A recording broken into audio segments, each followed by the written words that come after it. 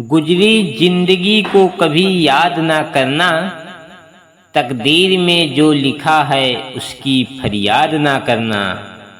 जो होगा वह होकर रहेगा, जो होगा वह होकर रहेगा, फिक्र करके अपनी मुस्कान बर्बाद ना करना।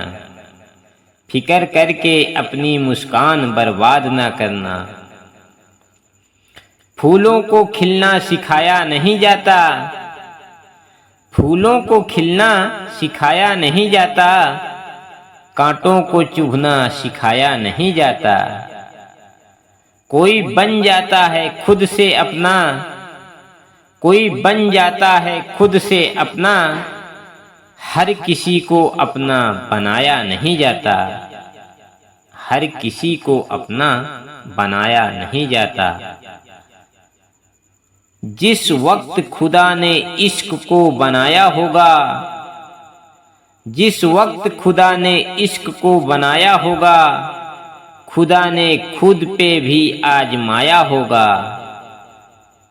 हमारी क्या औकात है, हमारी क्या औकात है, खुदा को भी इश्क ने रुलाया होगा।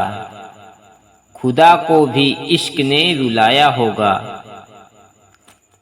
दोस्तों, अगर मेरी ये सारी वीडियो अच्छी लगे तो अपने दोस्तों में ज़्यादा से ज़्यादा शेयर करिए, और मेरे चैनल को अगर सब्सक्राइब नहीं किए हैं तो सब्सक्राइब करिए, और मेरे इस वीडियो को लाइक करिए और मेरा हौसला बढ़ाइए, मेरा सपोर्ट करिए।